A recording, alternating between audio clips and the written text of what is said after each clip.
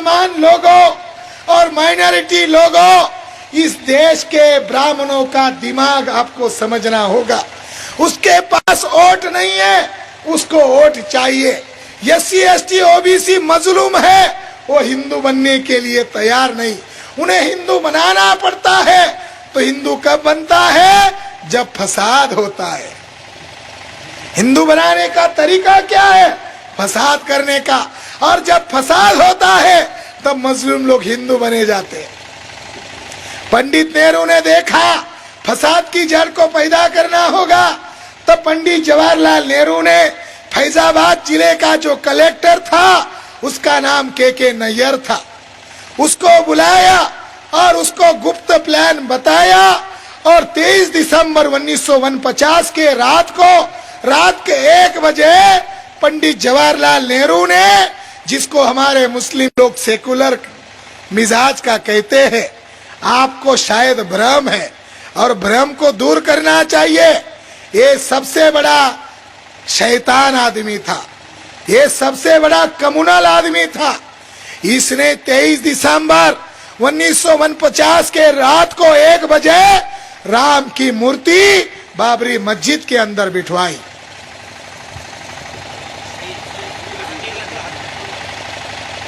राम की मूर्ति बिठाई 23 दिसंबर 1949 को। उसको पता था कि देश में संविधान लागू होने वाला है जल्द, इसके पहले समस्या को निर्माण करो। जब वो मरने के कगार पर था तो एक पत्रकार उसके घर पर गया था उसको मिलने। उसने बड़ी बायोग्राफी में ये बात लिखी हुई है, अपने चरित्र में लिखी है कि नेहरू जी के घर से धुआं बाहर निकल रहा था। मुझे लगा आग लग गई। अंदर जाके देखा तो पंडित जी की बहन, पंडित जी की एकलौती लड़की और दर्जनों नहीं हजारों पंडित बैठे कर यज्ञ कर रहे थे।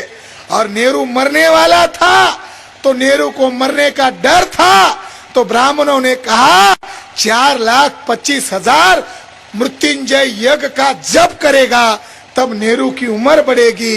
नेहरू जप करने के लिए बैठा था। ये सेकुलर नहीं था, ये कम्युनल था।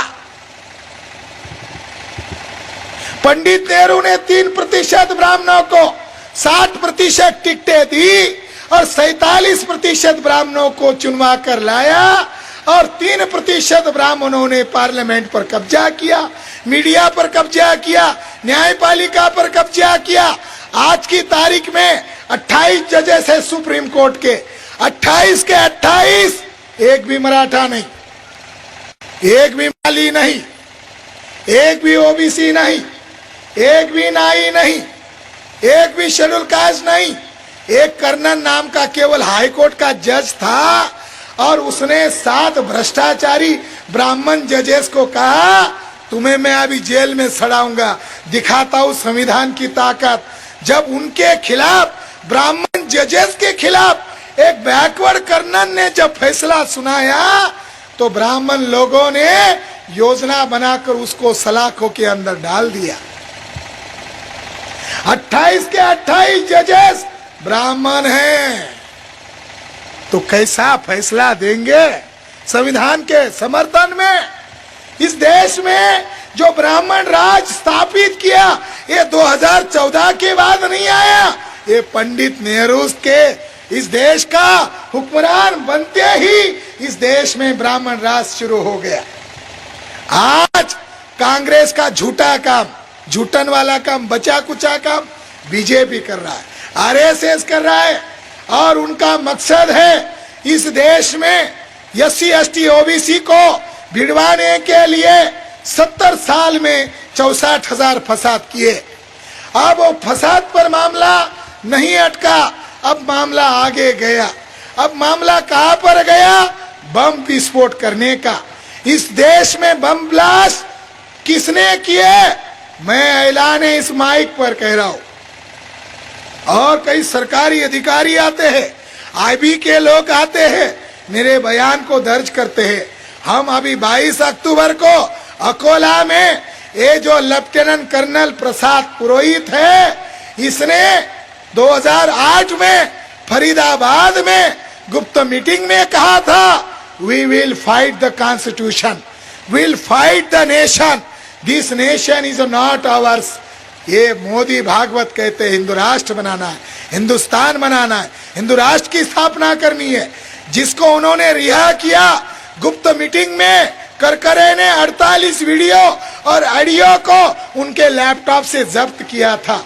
एक बाबा राम रहीम पकड़ा गया तो चर्चा हुई। शंकराचार्य पांडे के बारे में उसी समय बातें लीक हुई थी, ये बम ब्लास्ट करने में शामिल था। इसके पास कोई भक्त के रूप में कोई औरत जाती थी, दरवाजा बंद करके उसके ऊपर रेप करता था, और रेप भी नहीं करता था, उसका वीडियो शूटिंग करता था।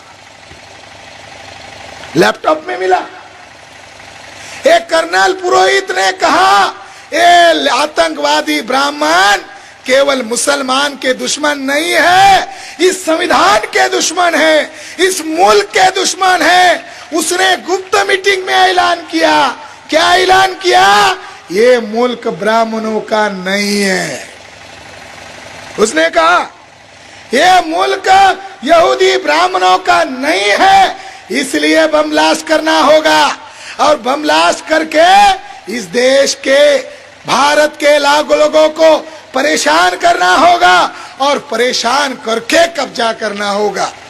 इसको फ्री किया, और वो लोग देशभक्त उसको कह रहे, उसको नंगा करने का काम अभी हम कर रहे हैं। जुडिशरी के अंदर बैठे हुए ब्राह्मणों को उस समय 2011 में मिलिट्री इंटेलिजेंस ब्यूरो ने रिपोर्ट देकर कहा कि ये आतंकवादी है, 21 जगह बम ब्लास्ट किए। इसके बावजूद भी जुडिशरी ने आतंकवादी को रिहा किया। जो देशद्रोही है, संविधान द्रोही है, इसको रिहा किया गया।